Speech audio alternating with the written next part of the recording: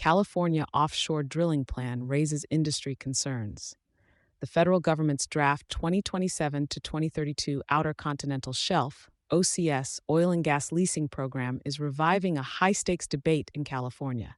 The proposal includes 6 potential lease areas along the state's northern, central, and southern coasts, waters that have been off-limits for over 4 decades.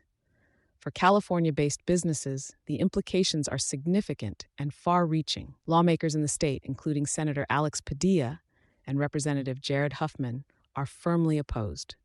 Alongside 26 other members of the state's Democratic delegation, they're warning that renewed offshore development poses unacceptable risks for coastal economies, military operations, and environmental integrity. Their concerns aren't new.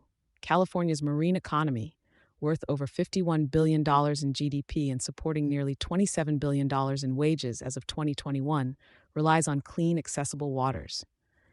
Industries ranging from shipping and tourism to real estate and fisheries could face heightened exposure to environmental damage, logistical disruptions, and liability risks. Historical spill events, such as the 1969 Santa Barbara blowout and more recent Huntington Beach and Refugio incidents, have left an enduring mark on how business leaders assess offshore energy activity in the region. Security, strategy, and regulatory roadblocks for offshore expansion. Aside from economic concerns, national defense interests are a major sticking point. Coastal waters off California support essential military functions, including training routes and logistics pathways.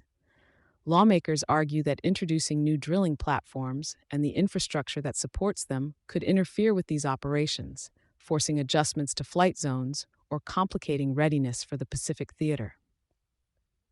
The potential for operational conflicts between energy infrastructure and military activity places additional pressure on federal regulators to weigh strategic trade-offs.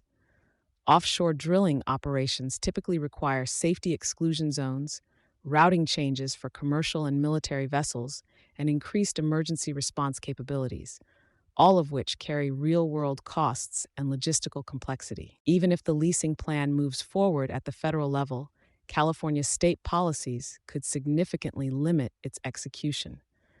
The state maintains a ban on new offshore oil and gas development in state-controlled waters, along with restrictions on building pipelines or other support infrastructure that would be needed to bring oil or gas from federal tracts to market.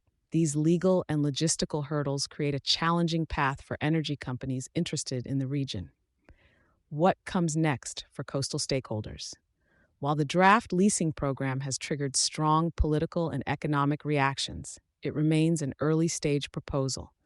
The path forward includes public comment, environmental review, and likely legal challenges. The interplay between federal authority and state control will be central to how this plan evolves. For energy developers, the proposal may represent a rare chance to re-enter California's offshore sector, but the regulatory and political obstacles are significant.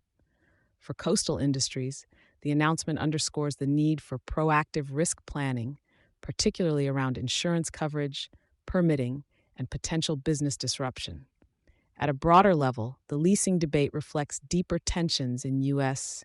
energy policy, between calls for domestic fossil fuel development and long-term environmental and economic resilience.